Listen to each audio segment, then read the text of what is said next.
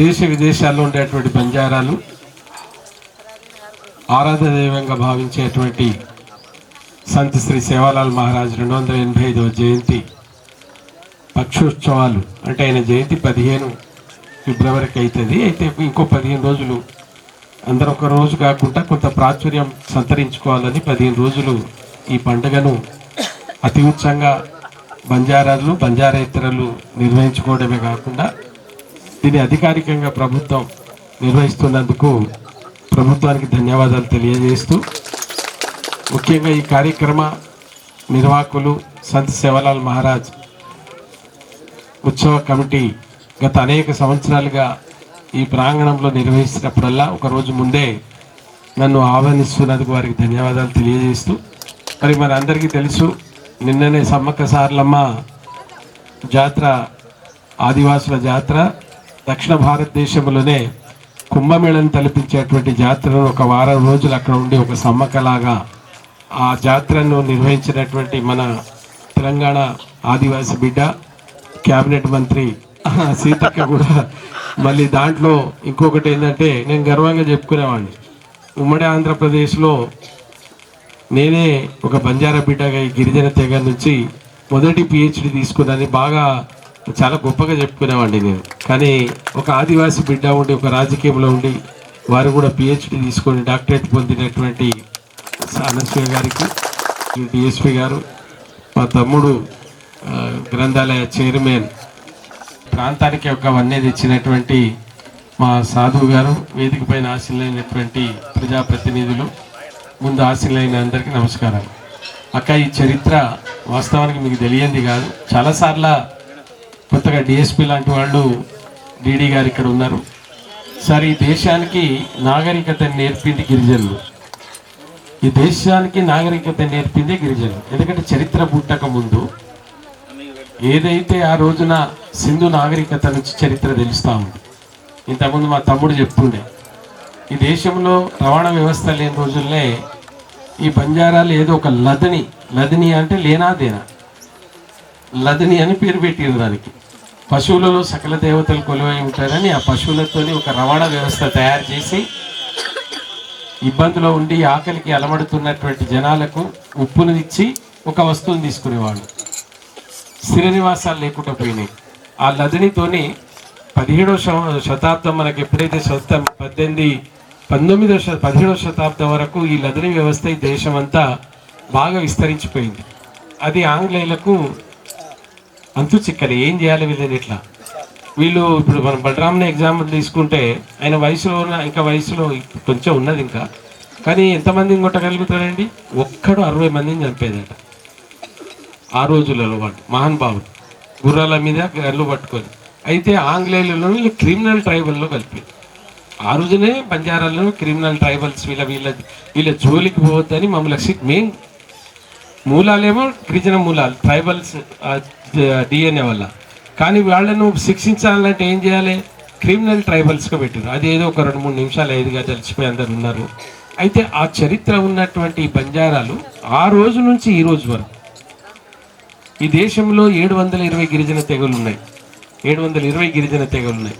ఒక్కొక్క గిరిజన తెగకు ఒక భాష ఉంది, ఒక వస్త్రధారణ ఉంది, ఒక కళారూపాలు ఉన్నాయి.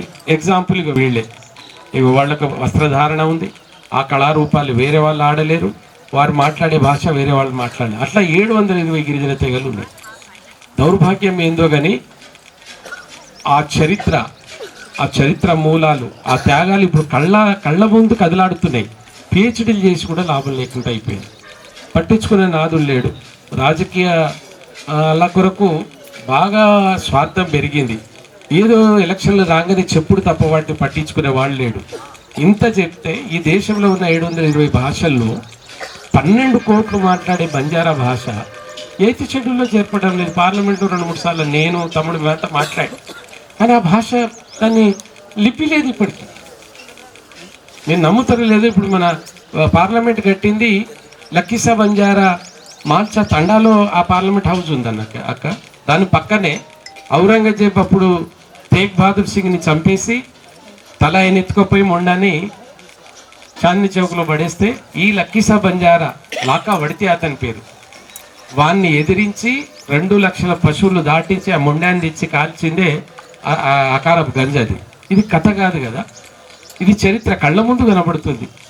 సంత్ సేవాలాల్ మహారాజ్ 1735లో జన్మించినటువంటి వ్యక్తి 20 సంవత్సరాల వయసులో హైదరాబాద్ వచ్చి తిరిగితే హైదరాబాద్లో ఆయన ఎదిరించడానికి నిజాంలు చేసినటువంటి ప్రయత్నం వీగిపోయింది. ఒక దైవ భక్తుడుగా పెళ్లి చేసుకోలే, మాంసాహారాలకు దూరం, మహిళలు కూడా ముట్టుకోరు. ఏదో మనం మీదపడి ఇప్పుడంతా నిప్పులలా నెయ్యి పోస్తున్నాం, ఇష్టం వచ్చినట్టు చేస్తున్నాం, కానీ మహిళలు మోరు, అంత దూరం నుంచి దండం పెడతారు. ఆ నీతి ఆ సేవలాల్ మహారాజుకు ఉంది. ఒక ప్రబోధకుడు, ఒక మనిషి 285 సంవత్సరాల నుంచి ఒక దేశ విదేశాల్లో వివిధ పేర్లతో పిలుపున్నట్టు ఒక జాతిని ఆకట్టుకొని దేవుడు ఎలా కాగలిగాడు? ఈ దరిద్రము పుట్టుకబుట్టినటువంటి ఈ సమాజంలో మనిషి ఎందుకు చంపుకుంటున్నాడు?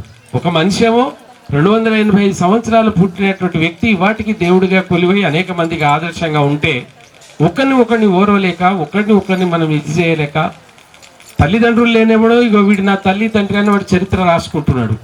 అరే నీ అమ్మ, నాకు ఇలా 8,500 చరిత్ర ఉన్నటువంటి బంజారాలు ఈ దేశ చరిత్రలో లేరండి, రాజ్యాంగంలో లేవు. భాషకు లిపి లేక మన చరిత్ర ఎక్కడ లిఖితపూర్వక చరిత్రగా రాలే. మనదే కాదు, ఆదివాసీది కూడా రాలే. ఇది సిగ్గుపడాలి. మేడారం సమ్మక్క చరిత్ర ఉందా? వాడు చెప్తున్నాడు మూడ దొరుకుతామని తుక్కు దొందామనుకున్నాను, అంత కోపం వచ్చింది. వాడు ఏమంటాడు? సమ్మక్కలు ఎవరు, సారక్క నువ్వెవడు రా నా కొడుక, నువ్వెవడు, నువ్వు ఎవడు అసలు? నన్ను ఎదిరించే ధైర్యం నీకు? అన్నము ఇది ఇది తేనె, ఇది బియ్యం అని నేర్పింది నేను, నువ్వెవడరా? నువ్వు ఇల్లు కట్టుకోవడానికి నేర్పింది ఆదివాసు. మరి ఇక మీకు ఇటువంటి భాషలు మాట్లాడి ఇప్పటికి 75 సంవత్సరాల స్వతంత్ర భారతదేశంలో సమ్మక్క సారలమ్మ జాతర జరుగుతుంది, కానీ అధికారికంగా మూలాలను కనిపెట్టుకునే దౌర్భాగ్య పరిస్థితుల్లో ఈ దేశం మనం ఉన్నాం. లేదు, అధికారికంగా లేదు. మనిషోడు రాస్తాడు, ఎవడ బసోమ్మని వానికి ఏం హక్కు ఉంది? ఎట్లా రాస్తావు? ఇవాళ సేవలాల చరిత్ర లేదు, మనం చెప్పుకుంటున్నాం. మన సొడై తింటే ఎంత చక్కగా ఉంటుందో మనకి తెలుసు, వేరే వాళ్ళకి తెలియదు కదా. అది వేరే వాళ్ళకి తెలవాలంటే ఏం చెప్పాలి? అరే నేను వీరుని ధీరుని అని చెప్పుకోవడానికి ఏముంది? అదే ఇప్పుడు మీరు కుతుబ్ షాహీల కాలంలో కట్టినటువంటి గోల్కొండకి వెళ్తే 8వ దర్వాజా పేరు బంజారీ దర్వాజా అని ఉంది అక్క, ఇప్పటికి ఉంది అది. దాంట్లో ఎవరు జంగి భంగిల 2,000 లక్షల పశువులు ఆ రోజున ఇదే ట్రాన్స్పోర్ట్ కొరకు ఉపయోగించారు. అప్పటి వరకు వీళ్ళకి నివాసాలు లేవు, సంచారులుగానే జీవిస్తూ వచ్చిండ్రు. అండ్లకు వెళ్ళడానికి ఆ దర్వాజా పేరు ఉంది. సంత్ సేవాలాల్ మహారాజ్ కాలిడినటువంటి భూమే ఇవాళ బంజారా హిల్స్ అని ఉంది. కానీ అది బంజారాలకి లేదు, ఆదివాసుల లేదు, ఎవరితో వానికి ఉన్నది. అది అక్కడ ఏదో కొట్లాడి ఏదో చేసి ఒక ఆదివాసి భవన్, ఒక కొమరం భీమ్ గారి పేరు మీద ఒక 100 కోట్లు, సంత్ సేవాలాల్ పేరు మీద 100 కోట్లు పెట్టుకున్నాం అక్క. కానీ అందులో మళ్ళీ మనం ఎస్సీ ఎస్టీలు పోయి ఏం ఫంక్షన్ చేసుకోవడానికి వీల్లేదట. 60,000 70,000. దయచేసి మీరు వెంటనే తీసుకొని మన కల్చరల్ యాక్టివిటీస్, మన సదస్సులు ఏదైనా పెట్టుకుంటే అది ఫ్రీగా ఇవ్వవలసిందే వాళ్ళు. అది ఆ రోజున నవాబ్ రాసిచ్చినటువంటి ఫర్మానా ఉంది.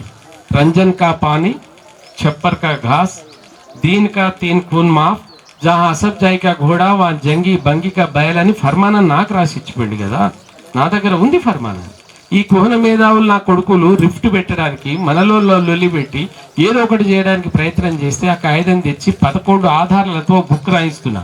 ఆ బుక్ ముందు మీకే ఇస్తా, ఒక చదవండి. ఈ సమాజానికి అది ఉపయోగపడుతుంది అంటే దాన్ని మనం ప్రభుత్వ పరంగా రిలీజ్ చేస్తాం.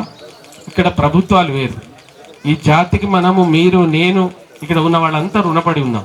ఎందుకంటే ఆ జాతి నుంచే అంతో రిజర్వేషన్ పేర్ల మీద ఈ స్థాయికి రాగలిగిన. ఆ రోజున నన్ను ఎవడో కొట్టొచ్చి యూనివర్సిటీలో, అరే నువ్వు ఎన్ఎస్యుఐ ఆర్గనైజర్, నేను అప్పుడు డిస్ట్రిక్ట్ ప్రెసిడెంట్, నువ్వు ఎన్ఎస్యుఐలో ఎట్లా ఉంటావు రా, నువ్వు ఏఎస్ఎఫ్ఐలో ఉండాలంటే వాడిని మడిపెట్టిండు ఆ వ్యక్తి. ఇప్పుడు 2 సార్లు కేసీఆర్కి చెప్పిండు. నేను వాడి మీద అరే విధవనా కొడక.